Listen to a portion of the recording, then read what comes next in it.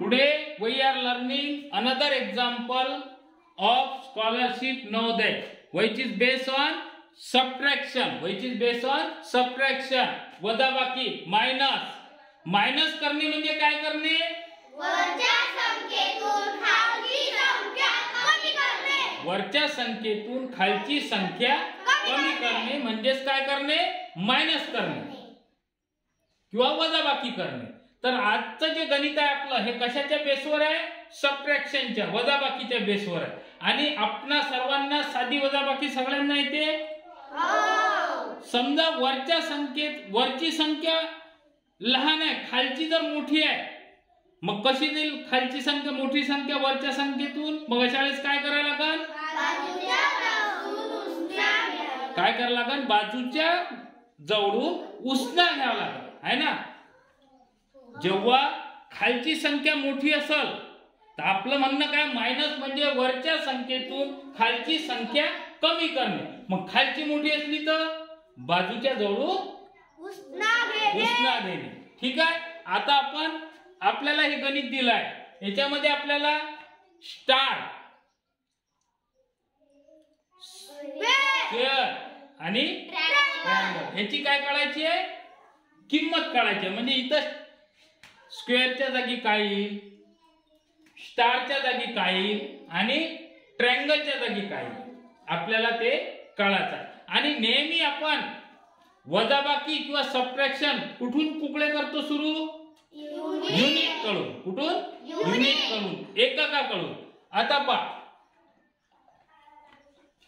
इथं संख्या दिली आहे का? आपल्याला दिली नाही आहे. इथल्या संख्येतून किती मायनस केले आहे? 3. आणि आन्सर किती आलाय? 4. म्हणजे इथं अशी संख्या पाहिजे की ज्याच्यामधून आपण किती कमी केले? 3 कमी केले तर आन्सर किती आलं? 4. तर इथं अशी कोणती संख्या येईल? 7. कोणती? 7. 7 minus 3 7 minus 3 is equal to 4. म्हणजे इथं कोणती संख्या येईल? 7. मग इथं 7 आला तर असे स्क्वेअर कुठं कुठं आहे? तिथं सगळ्या ठिकाणी काय येईल? 7. कुठं कुठे येईल 7? या 2 च्या इथं खाली येईल 7. आणखी कुठे येईल 7? त्या 2 च्या खाली 7. या 2 च्या खाली 7. आणखी कुठे येईल 7? त्या 5 च्या खाली 7. इथं 7 येईल. झाले. म्हणजे आपली स्क्वेअरची किंमत काय आली? 7. स्क्वेअरची किंमत काय आली? 7. आणि स्क्वेअर कुठे आहे आपला? मधात. स्क्वेअर कुठे आहे आपला? मधात. आता आपल्या आन्सर मध्ये मधात 7 कोणत्या कोणत्या नंबरवर आहे? 1 वर आहे मधात 7. आणखी 2 वर आहे. इकडे आहे का? नाही. म्हणजे हे आपले आन्सर नाही आहे. ह्या दोन पैकी एक कोणतं तरी आन्सर आहे. आता युनिट झालं. आता इथं कोणती संख्या ठेवली म्हणजे त्याच्यातून -2 केल्यानंतर आन्सर किती आला पाहिजे? 7. मग इथं किती येईल ट्रायंगलची किंमत? 9. किती येईल? 9. 9 - 2 इज इक्वल टू 7. म्हणजे ट्रायंगल कुठे आपला? इथं कोणती संख्या येईल? 9.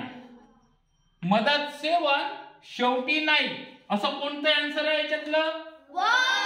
1 नंबरचं. म्हणजे हे आन्सर करेक्ट आहे असं वाटते. तरी आपण हा 3 पण ठेवून पाहू. म्हणजे स्टारची किंमत किती आहे इथं? 3. मग इथं आपण 3 ठेवून पाहू. बरोबर आहे.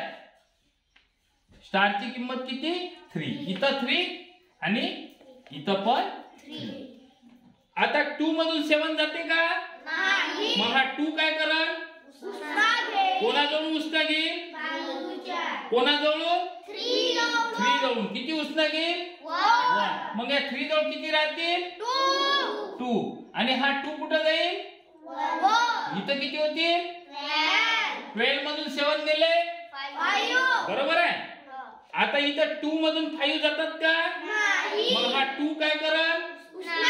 कोणाजवळून उसना घेईल? किती उसना घेईल? 1. मग याच्यातून 1 उसना घेतला तर 8 जवळ किती राहतील? 7. आणि हा 2 कुठं जाईल? 1 जवळ. मग 1 जवळ किती होतील? 12 - 5 आलं. बरोबर. 7 - 3 म्हणजे आपले आन्सर कोणतं आहे? 1 नंबरचं. 3, 7, 5. इथं कोणतं आहे? 3. म्हणजे हे नंबर कोणता आहे पहिला आणि त्याच्यामुळे पहिल्या नंबरला काय करावं लागेल ब्लॅक समजलं का पुन्हा एकदा सांगतो कोणता अंक गेला म्हणजे 4 राहील इथं तर स्क्वेअरची किंमत आली आपली 7 इथं आपण 7 लिहिला 7 मध्यभागी इथं 7 इथं 7 इथं 7 झालं नंतर ट्रायंगल मधून 2 गेल्यानंतर 7 राहते तर ट्रायंगलची किंमत किती येईल 9 मग ट्रायंगल कुठे आहे आपला शेवटी 7 9 7 9 म्हणजे हे आन्सर मग इथं स्टारची किंमत किती आहे 3 ठेवली आपण तर 3 मधून 5 जात नव्हते 1 उसना घेतला 12 झाले 12 - 5 7 उसना घेतल्यामुळे 8 जवळ आले 7 मायनस स्टारची किंमत किती आहे 3 किती आलं 4 आन्सर नंबर 1 आणि 1 ला काय केलं आपण black okay do you understand this example Yes, sir.